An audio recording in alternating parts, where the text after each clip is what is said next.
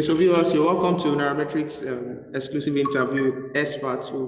This moment we have with us Mr. John Eromosele, Assurance and Data Lead, Data Protection Lead at the Lagos Business School. Sir, you're welcome. Thank you very much. Yes, sir. So let's go right away. As a data expert, do you think the Nigerian regulations favor institutions and individuals running their businesses using data? Yes, it does. In fact, it was designed to protect businesses and also individuals. So it is for your best interest as an individual that these laws were enacted. All right. So specifically, the Nigerian Data Protection Regulation was actually enacted to ensure that companies, organizations actually operate within global best practices, and they have responsibilities and commitments towards the data of citizens or natural persons that they collect. Okay, so once you have a unique identifier, you are a natural person.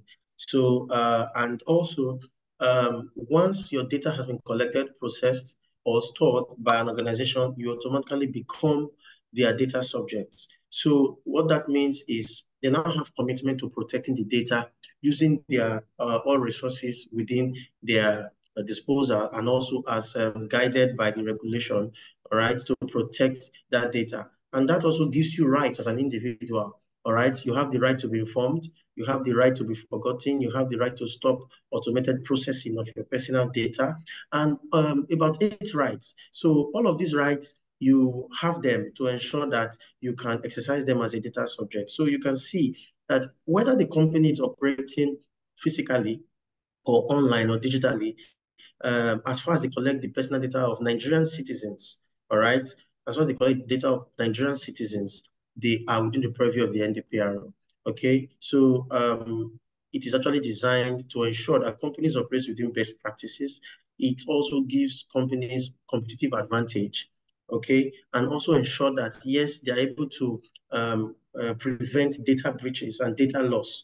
Okay, so all of these things are actually designed to protect both the individual and the companies. And I'll also make you understand that the law also talks about being able to protect as an individual or a staff working in a company, that the data the personal data you come in contact with in the process of your employment remains confidential even after your employment. This is one place that many organizations are being protected from, because you see an ex-staff that might have left a company, maybe due to grievances or whatever might have transpired, may have collected the personal data of customers and want to now introduce something new to those customers without collecting a fresh consent.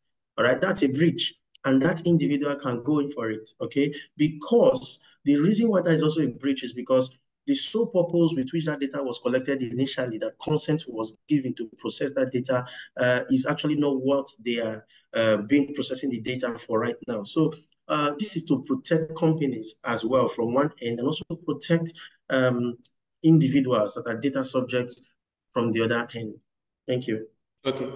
All right. Then still on that line, the Federal Competition Consumer Protection Commission recently imposed a $220 million fine on Facebook, one of the biggest social media giants in the country, over alleged data breach.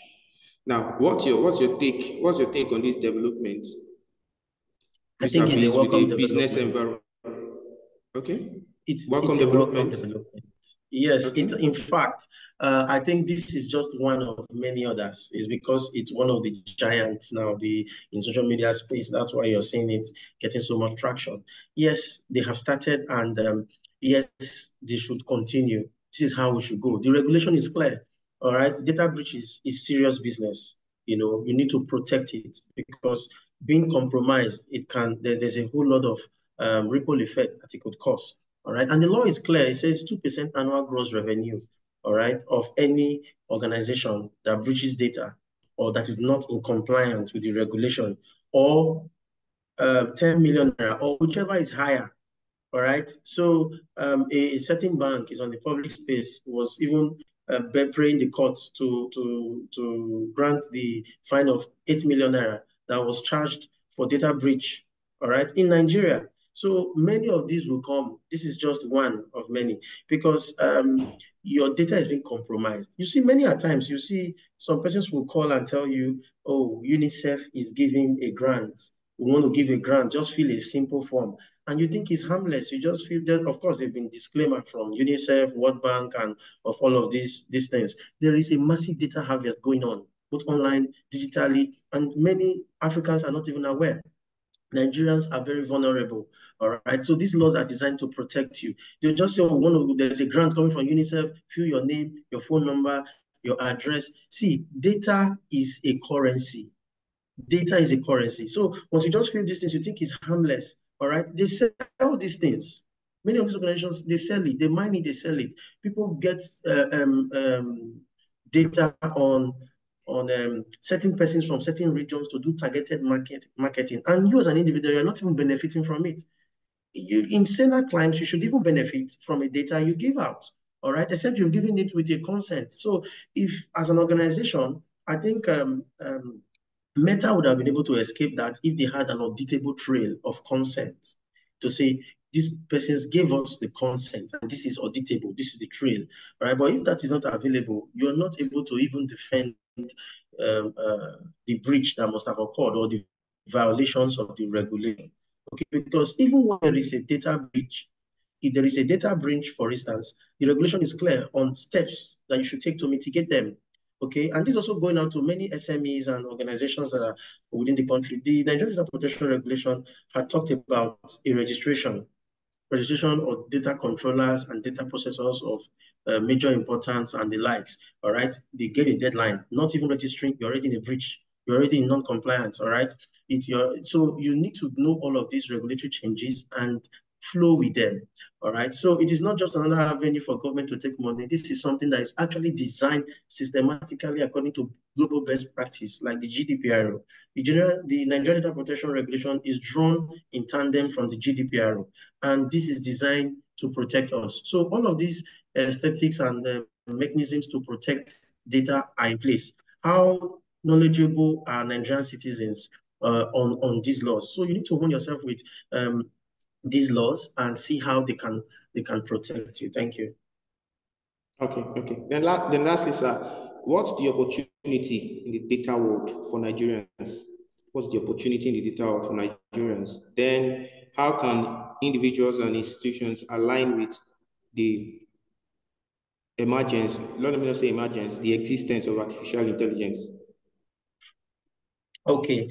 Like I said, data is being seen as the new oil, right? So we're still in the data revolution, though AI has overlapped into it, all right? So there are more attention about AI right now, but even without the data, AI cannot even thrive. You know, AI learns over time and it learns with data. And data is even a byproduct of our daily activities. All right. So from all the things you do, from all the places you have been to today alone, that's data. So we need not to fear the numbers. We need not to be scared of numbers, data, and we have quantitative and qualitative data. So if you are scared of numbers, you can work with qualitative data. All right. So now you're hearing more attraction. You ask at least one in every 50% will tell you, I want to do data science. I want to be a data analyst. Yes, data, there are lots of opportunities. You actually can make business decisions, informed decisions, even in government, be able to make informed decisions from data to see what the data is saying. You're able to make predictive analysis, able to increase sales. You're able to understand the trend of your business. You're able to know peak periods, all right? When to increase engagement, where to increase engagement. So data is very key. Okay, and there are lots of opportunity in data. You can't even exhaust it. So it can't even be saturated because we produce data every day. Every business, every part of any business requires a data analyst, requires a data scientist to be able to help determine the trajectory of business at every time. Now, intelligence, you don't need to fight it.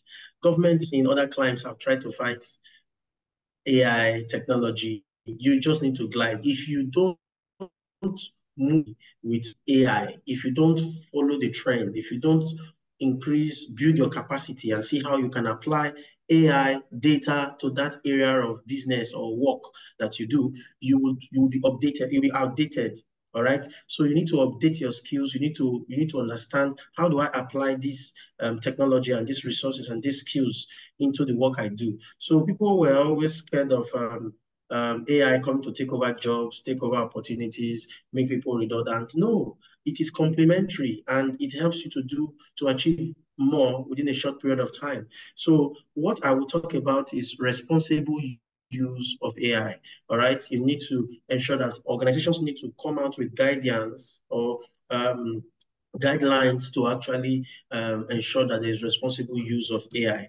Okay, so that way AI will actually not even take jobs. There are things AI cannot just do without some human intervention, though minimal human intervention, but you will see companies preferring to hire smart people that can actually work with AI rather than people that could not actually leverage on this technology. And no matter the age, no matter the sector you are, it's never too late for you to get acquainted with these technologies and resources at your disposal. That is what I have to say. All right, all right. Thank you so much, sir. It's nice having you. Thank you. You're I appreciate it, welcome. sir. Yeah, All right, bye. sir. Thank you, sir. Bye.